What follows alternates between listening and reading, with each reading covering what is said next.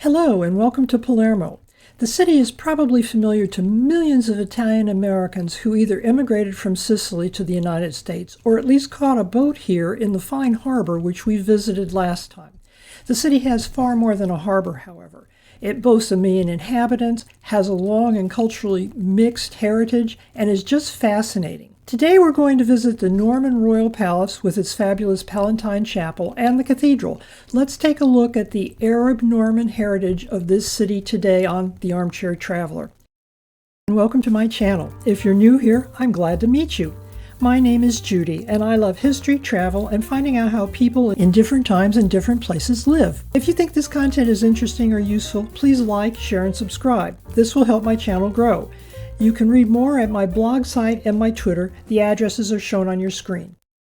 Muslim forces began launching raids in 652 AD. They gradually conquered almost all of the island. The island then became an Islamic emirate. Its capital is today's Palermo, under the name of Palermo. During this period, Palermo, as I'll call it from now on, was already multilingual with Greek and Latin widely spoken. Palermo, as I'll call it from now on, was already multilingual with Greek and Latin widely spoken, along with Hebrew. It became a cultural and political center of the Muslim world. Trade and agriculture flourished, and this became one of the largest and wealthiest cities in Europe. A distinct Arab-Byzantine culture developed that combined artistic and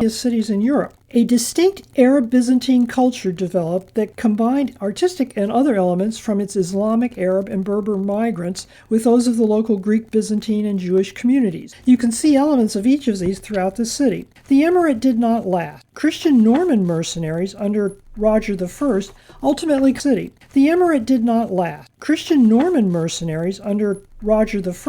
ultimately conquered the island, founding the colony of Sicily in 1071. Roger was no local boy. He was part of the Hauteville clan, originally based in what is now Normandy, France. Unfortunately, he was one of the younger sons of a second wife, and under the local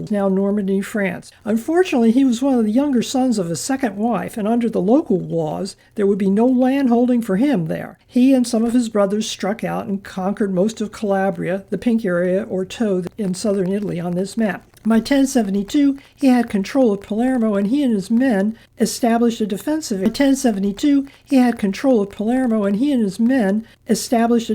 area here where the Arabs once had their castle, and before them the Phoenicians. After a time, Roger went out and conquered the rest of the island.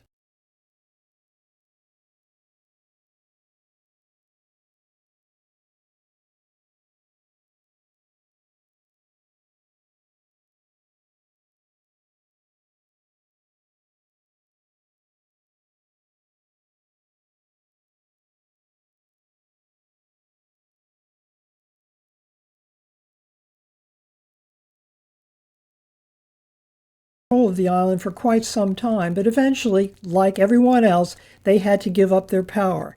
During the time that they were here, however, they built several very important they either built, rebuilt, or redecorated several important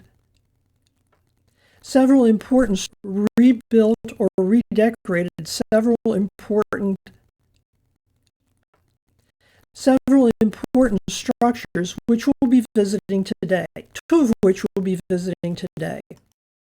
When soldiers conquer an area, one of the first things they do is find a defensible site and fortify it. The ancient Phoenicians chose this area on a hill here in what is now close to the center of the city. Long afterwards, the Romans came along and could not find a better site, so they used this one and improved upon it. Very little of either of their handiwork seems to survive. Later on, the Arabs arrived and converted the site to their own use. Eventually, Roger I and his Normans arrived. They settled in. This building was a Norman castle, and if you squint past the barbed wire fencing on the right, you can see some obvious elements of Norman design. The original building, the square part, might remind you of other Norman castles you've seen pictures of. For example, the Tower of London, which was built by one of Roger I's near contemporaries, William the Conqueror. After the Normans invaded Sicily in 1072, and just 6 years after they had conquered England, they established themselves in Palermo with a capital here in the new county of Sicily. The palace was chosen as the main residence of the kings. In 1132, King Roger II added the famous Capella Palatina,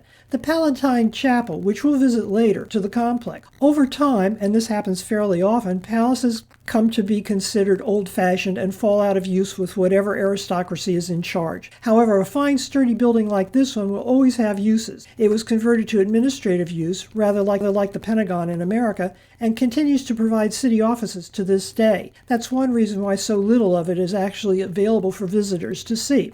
What you see in this photograph are two wings of today's palace. They date from non-sequential eras. On the right, the area with the square-looking tower and the pointed windows above what should have been a wall is the Norman wing. To the left, and much later, the area with the windows with pediments dates from the Renaissance, when defense was considered less important.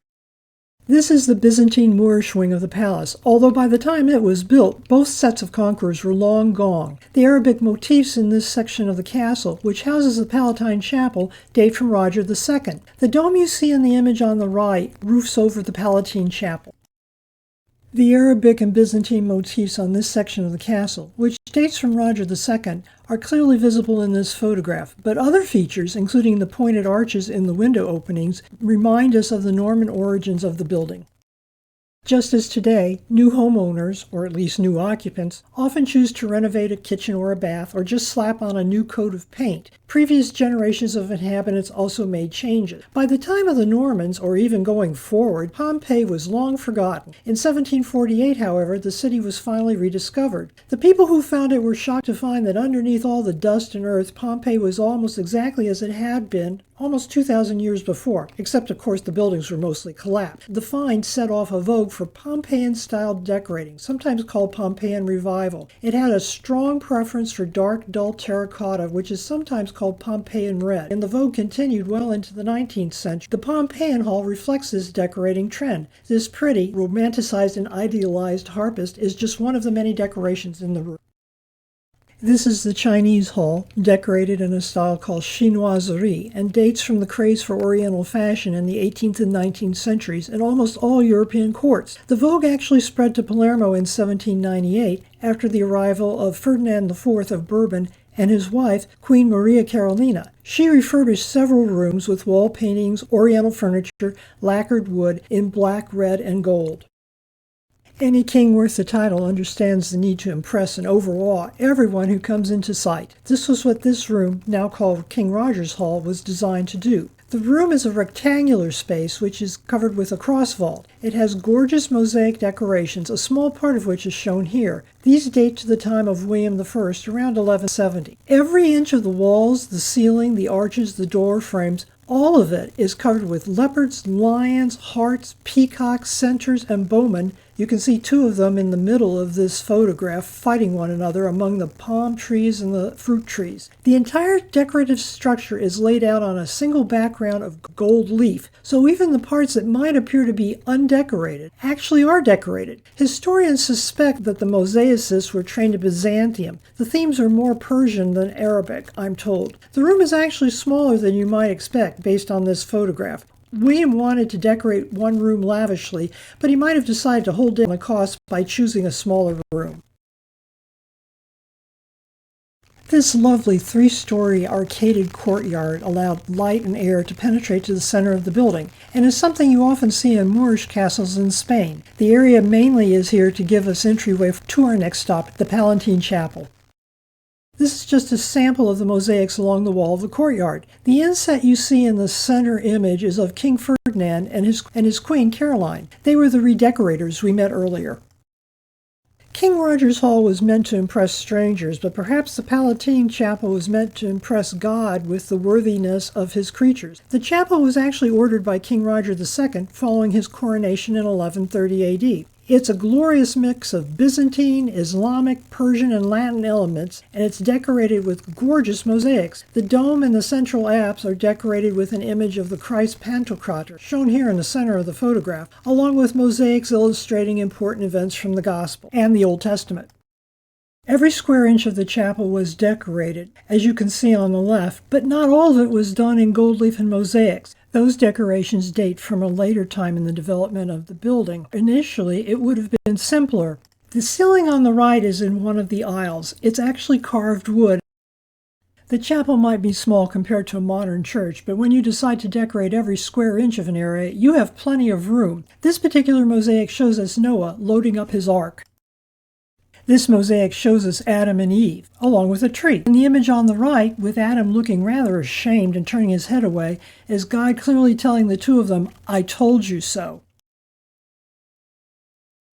I've just been able to give you a taste of the Norman Palace and the Palatine Chapel. I'm quite sure a tour guide with an unlimited amount of time could spend a lifetime inside the palace and chapel, but it's time for us armchair travelers to move on. Just outside the palace, you'll see a decorative gateway. The name, Puerta Nuova, means the new gate, and compared to the palace, it is. During the Norman rule of the area, there almost certainly was a defensive wall surrounding the castle, and walls required gates. The remains of that wall and those gates remain to be discovered. The gate you see here was built to celebrate Charles V's conquest of Tunis in 1535 and his visit to the capital of the Kingdom of Sicily. Charles basically owned it all.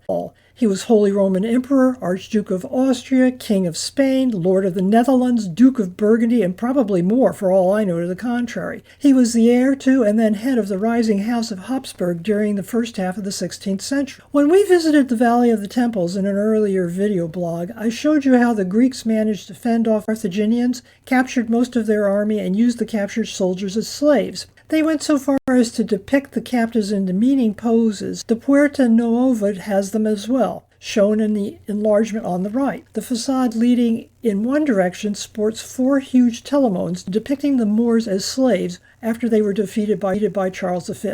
But now it's time for us to move forward and take a break, perhaps enjoy an aperitif and rest our feet. Come back next time to tour the Cathedral of the Virgin Mary, visit the solid silver shrine of St. Rosalia, and meet a possible future saint, Giuseppe Puglisi, here on The Armchair Traveler.